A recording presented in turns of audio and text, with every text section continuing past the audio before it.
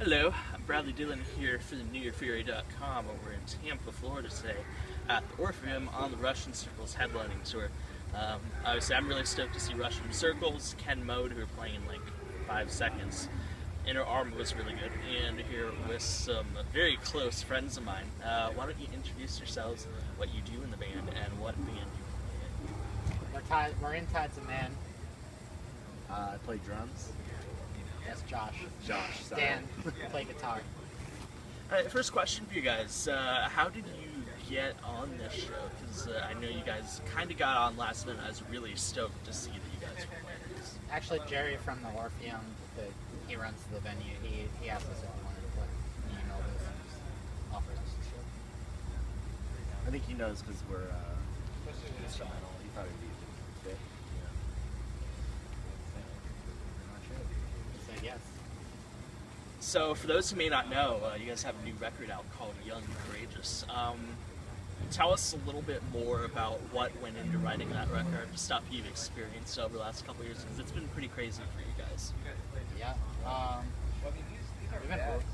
We've been writing the record probably for like 2 years. Some of the songs that we have are like 2.5 years old. We got off our last tour in 2010 and parted ways with our singer. We were looking for another singer for a long time. In the meantime, we were writing music just to keep busy and have material to demo out and all that. Eventually, after like a year of trying to get a singer and people falling through, we decided to play an instrumental show and play some of the new material and just see how it went.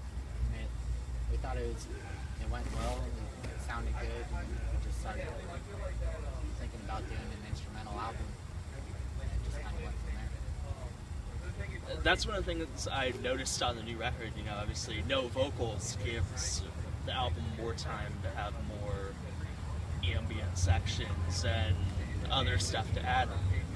What was it like doing an instrumental album with no vocals? What are some of the differences with and without vocals? I think we loosened up on it in terms of song structure. We kind of, like before with the vocalist, it was very like verse, chorus, bridge, chorus, kind of a tighter structure. And with this album, we decided to kind of let the parts go a little longer and go into something more unexpected, and kind of played with that and tried to vary it up between each song and kind of do something different.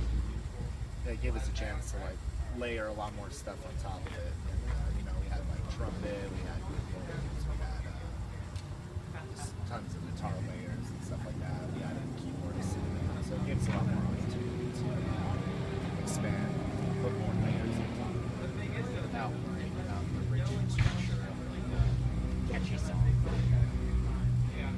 Now, I know a certain amount of songs made it on record, but how many did you guys end up demoing for the album? I don't know. There's countless, because we had a ton of little 1 minute parts. We had little sections of songs, half songs, and all kinds of stuff, and in pretty different styles too. Like we had stuff that was a little more like the old style, like rock, like kind of proggy and riffy, and then we basically had to make a decision on like what kind of sound the record would be, and stuck to that.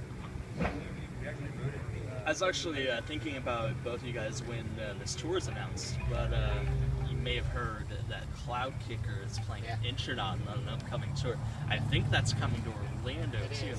Right? We plan on being Yeah, there we'll be to there go for see sure. that, because we're huge Cloud Kicker fans. So I was gonna say, I know you guys are really big into this. You guys have to be hugely excited for that tour. yeah, it'd be pretty cool to see, just because it's just one dude, and this is his first tour, and like really, that's between all four of us, that's the one band we can all agree on and jam out to. So it'd be pretty cool. So Cloud Kicker has a really diverse discography. A couple of the songs are like closer to shoegaze, and then I think that's the one album, The Discovery, is more like metal, or it pretty much is a metal album. What are your favorite Cloud Kicker records? The newest one is dope. Yeah, it's really So was, I like Fade, and then probably Beacons is my favorite. Beacons is my favorite. I mean, that's what got me into it. Yeah. I think we all just, we were on the last tour when I showed Spencer. Oh, you're the one who showed it? Oh, yeah. And then everyone got into it. Yeah. Super stoked for that show. So, since you guys aren't on a label anymore, obviously not on Rise Records anymore, which is where most, if not all, of your fans came from, how do you manage being not on a label anymore back to, or compared to when you were on Rise Records? It's busy. It's like realizing it now how much work goes into it. It's, we realized how much work it actually is, but you know, we all put in our efforts and make it happen. Yeah, it's a lot different, but it's more rewarding because you know we make all the money from it, we're in control of everything. So it's a lot of work. Just this album, not only did we have to obviously write, but we had to take care of all the album art, we had to do all the packaging, we're working on getting vinyls out now, and that's been a nightmare so far. Had to get like all the promotion done for it.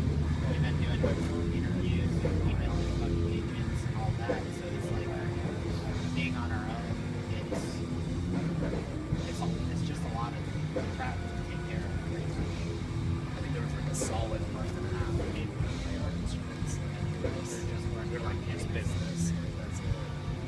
So, you know, it has its setbacks, but it's definitely nice to do it on our own. So, a little birdie told me you guys got a European booking agent. Can you tell us a little bit more about that? Where or This guy Graham hit us up. He works for the Alexia agency. He just wanted to know. He said there's been a lot of buzz in Europe and wanted to see what we were doing. If we had any ideas to come to Europe. That's like a huge dream for all of us. Like, to go to Europe, and we talked about it. We want to go in the beginning of September. So go for 3 weeks there. We've got one. We're playing a festival in the UK, and he's kind of looking around that. So he gave us a list of cities and places so far, and he's working on booking the shows now. what are some things that you would tell an up-and-coming band who's looking to sign to a label about the pros and cons of Gets you exposure. I know that for sure. You know, I don't know if we'd be where we're at if we weren't on a label. Cons are you don't make money. I would say also if you're in a young band and if if you're getting some recognition and labels are interested in you, to not necessarily jump at the first offer. Think about the deals, talk to other bands, try and reach out to, if you can, reach out to other bands on that label, see what their opinion is. If not, talk to other musicians at shows, just try and figure out what the deal is that they're offering you, if it's a good deal or not. And just think about what your audience is and what the label's audience is, and try and work your way towards the best label that fits you guys. Like Rise was, obviously it's a big label now, and a ton of exposure for their bands, but also at the same time, Tides of Man was the odd man out on the label, and just the tours that those bands do weren't that beneficial for the most part to Tides of Man, just because the kids that go to an Up My Cement show or like a metalcore show weren't really going to listen to bands like us. So just try and make the right decision. Sometimes you can't, you're not always in control of everything. You only have what's offered to you.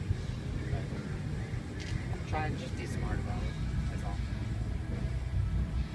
So, last time you and I talked, it was still like middle of 2013 shit. There were a ton of good albums from last year. What were some of you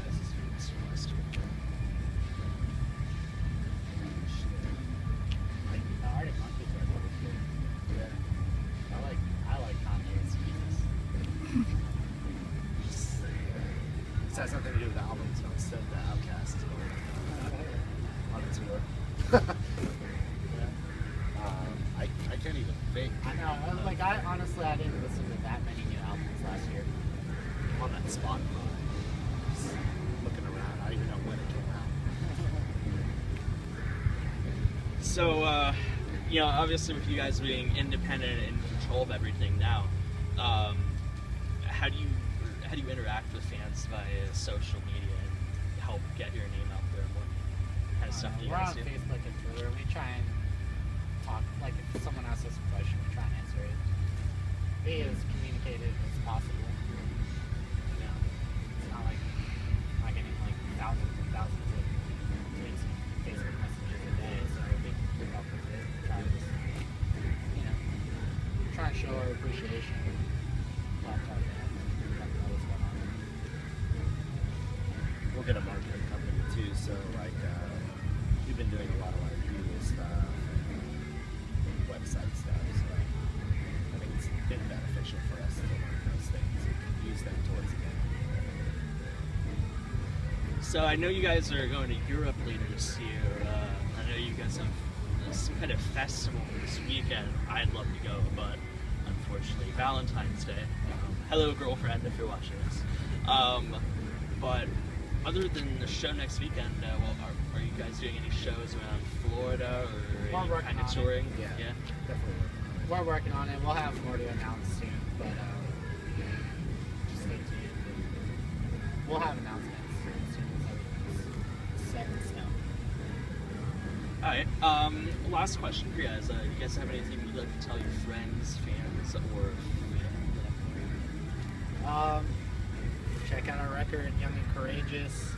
It's you can stream it on our Bandcamp, which is tidesofman.bandcamp.com. It's also streaming on YouTube. Check it out and see if you dig it.